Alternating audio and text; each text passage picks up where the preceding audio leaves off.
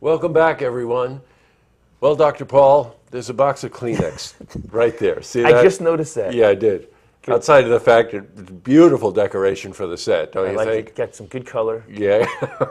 Guess why that's there?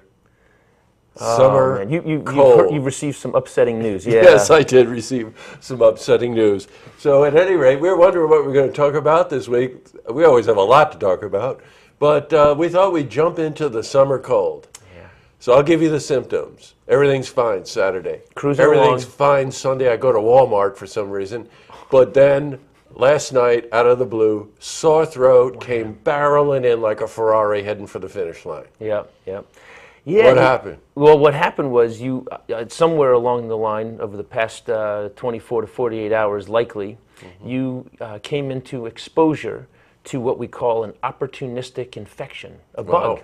And so somehow, you were somewhat vulnerable. Maybe you were a little bit run down, but even sometimes not. Sometimes these things can just be very insidious, right? They sneak in on you somehow. You probably touched something, somebody came into contact with you, you ate something, and you exposed yourself to one of those opportunistic summer colds. So you say opportunistic summer colds. Sore throat immediately. I mean, so in other words, it's got to enter through your nose or through your mouth. That's right. Probably you touch something.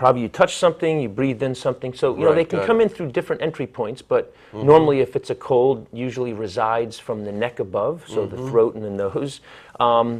You want to also, Jesse, which I think is important, rule out that it's not allergies, because this time of year we're exposed to a lot of different allergens that are circulating in the air. So, but it sounds like, according to your symptoms, that it may be a cold. But I think it's also important to address the fact that sometimes you have to be able to distinguish between what is just simply exposure to an allergen that's created these cold-like symptoms of stuffy nose, scratchy throat, feeling a little bit, foggy in the head, as opposed to a true summer cold. So let's assume that it is. Okay, got it. In this case, that you're feeling a little run down. You can do some things to combat it and to help alleviate the symptoms.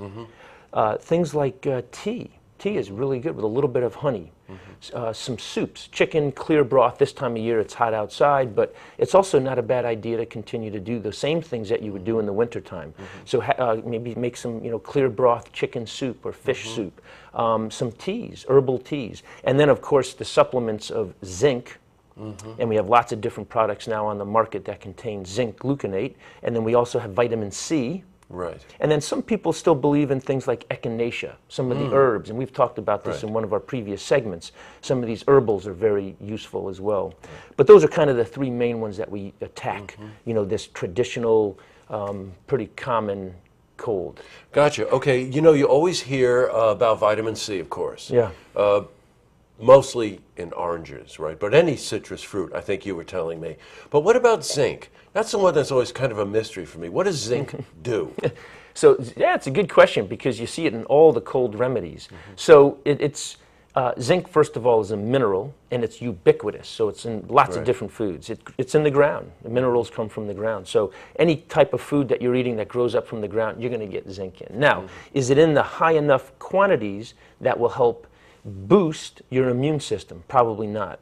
And so that's why supplementation with zinc is so useful, because what zinc does is, when zinc enters into the body, it immediately boosts and helps kind of bring up those defense systems, the immune, what I'm talking about, the immune defense players kind of get built up and recharged and regenerated, and then it goes into action and starts to combat the cold virus. Right, and no way to beat the common cold, right? I know that these different supplements will help your immune system, but you really just have to sort of go through it, right? Yeah, you have to go through it, but you can, if you can intercede early on with things like zinc, with the warm teas, with the vitamin C, taking proper rest, you can shorten the lifespan of the cold common cold by a lot. I mean, there's research to show that when you supplement with those vitamin C and zinc, and in some cases echinacea,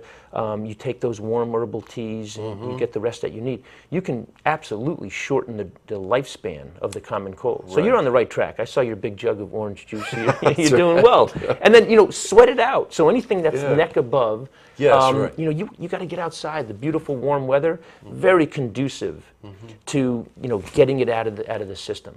What you don't want to really do with a common cold is kind of lay low and just kind of hunker down and let it move into your chest. Infiltrate deeper. So get out and enjoy the time, but also get yourself the proper rest that you need. Right, because this time of year, you never think of getting a cold in the summer, and then all of a sudden you do, and then of course it's warm outside, so it's a little bit more uncomfortable. Yeah. But get out there and exercise it out, right? Sweat it out. Yeah. Keep your diet.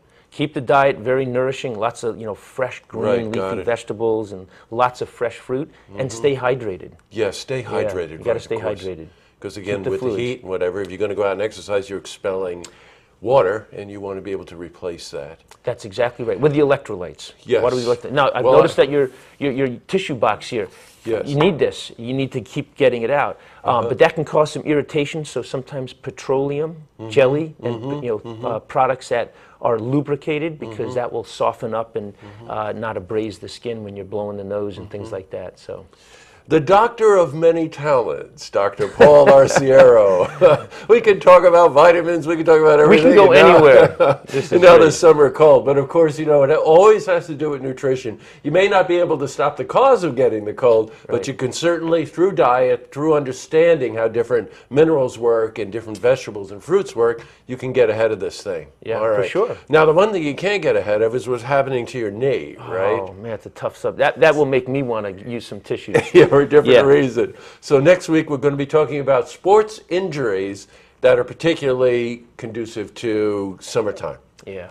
Okay? Yep. And do that? Let's do it. So go hobble along till next week. I don't think I'm the only one out there that's, No, you're not. I have another good friend too. And he loves to run, and he can't run right now. Oh, it's tough. Yeah, I know. So that'll be a good topic. We have to work on that one. All right. Okay, well, thank you, Paul. Yeah, thank you. To see this interview again, head to our website, looktvonline.com.